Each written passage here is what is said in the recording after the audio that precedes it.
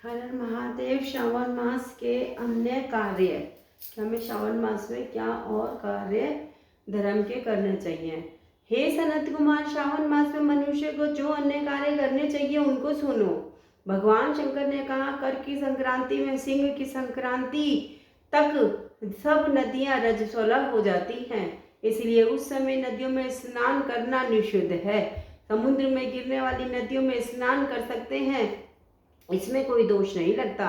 कुछ महर्षियों का कहना है कि कर संक्रांति से दक्षिण दिशा में स्थित भगवान अगस्त्य के उदय काल तक नदियां रजस्वला हो रहती हैं।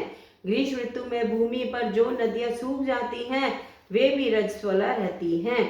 अपने आप जिन नदियों की गति 32 हाथ ना हो, उन नदियों में वर्षा ऋतु में 10 दिन तक स्नान नहीं करना चाहिए। उन नदियों को नदी ना कहकर गर्त शब्द से पुकारे। कर्क संक्रांति के आरंभ में महानदियां रजस्वला होती हैं। जिस प्रकार स्त्रियां 3 दिन तक अपवित्र रहती हैं, उसी प्रकार महानदियां भी 3 दिन तक अपवित्र रहकर चौथे दिन पवित्र हो जाती हैं।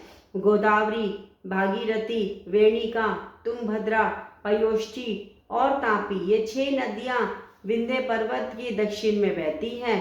सरस्वती, यमुना, नर्मदा, गंगा, विशोखा तथा वितसता, ये सब 6 महानदियां विंध्य पर्वत के ऊपर बहती है। कृष्णा, बंजरा, कावेरी और देविका, ये 4 महानदियां कर संक्रांति पर एक दिन के लिए रजस्वला होती है। कर संक्रांति में गौतमी नदी 3 दिन रजस्वला रहती हैं। सरस्वती, पलक्षधारा, यमुना, भगीरथी, नर्मदा, सरयू, सिंधु, सती, चंद्रभागा, ये 9 नदियां और नद नाम से विख्यात शोण, सिंधु, कोकिल, शत्रदु, गग्गर, अर्हित, ये 7 नदियां पवित्र रहती हैं, ये रजस्वला नहीं होती। सरस्वती, यमुना, गंगा, धर्मदरवा, ये नदियां सब काल में गुप्त रजोदोष वाली होती हैं, ये हमेशा पवित्र रहती हैं। नदी के तट वासियों को रजस्वला जन्म पाप नहीं लगता। गंगा जल में रजोदृष्ट जल मिलने से पवित्र हो जाता है। श्रावणी उत्सर्ग, प्रातः स्नान, विपत्ति के समय चंद्र और सूर्य ग्रहण के समय रजोदोष नहीं होता। अब मैं सिंह की संक्रांति पर गौ प्रसव के फल को बताता हूँ। सिंह का सूर्य हो जाने पर जिसकी गौ ब्याई हो, उसकी 1 मास में निश्चय ही मौत हो जाती है, मृत्यु हो जाती है। उस समय की गौ प्रसव की शांति का उपाय सुनो, जिसके करने से मनुष्य सुखी हो जाता है। उस गौ को ब्राह्मण को दान कर देनी चाहिए। पीली सरसों तथा शुद्ध गौ घृत द्वारा होम कराना चाहिए। श्री सूक्त या शांति सूक्त द्वारा स्नान करना चाहिए। घी और तिल की 1000 आहुतियां देनी चाहिए।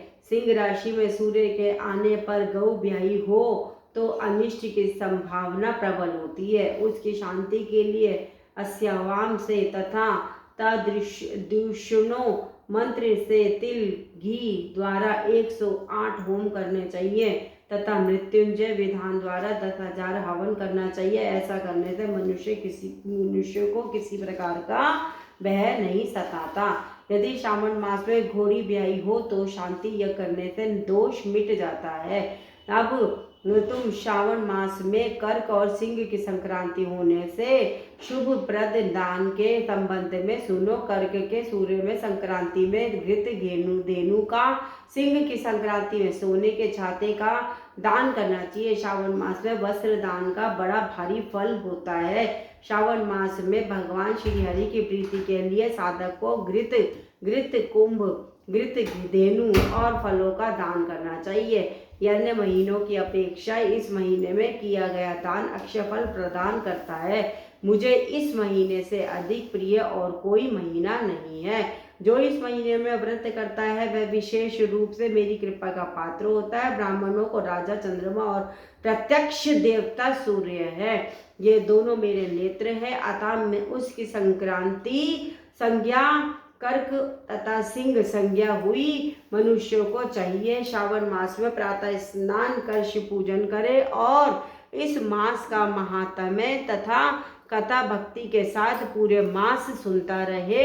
श्रावण के महीने के व्रत करने से 7 प्रकार की जो बाधाएं हैं उनको भी पुत्र प्राप्ति हो जाती है।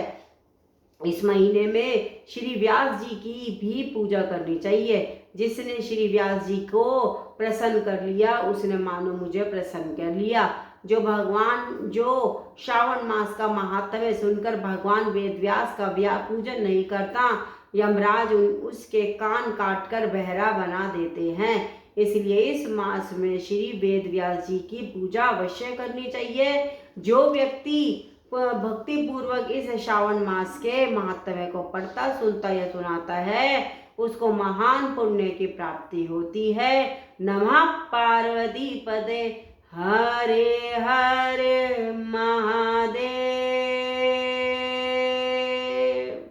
शंभु शंभु शंभु। कर्पूर गौरम करुणावतारम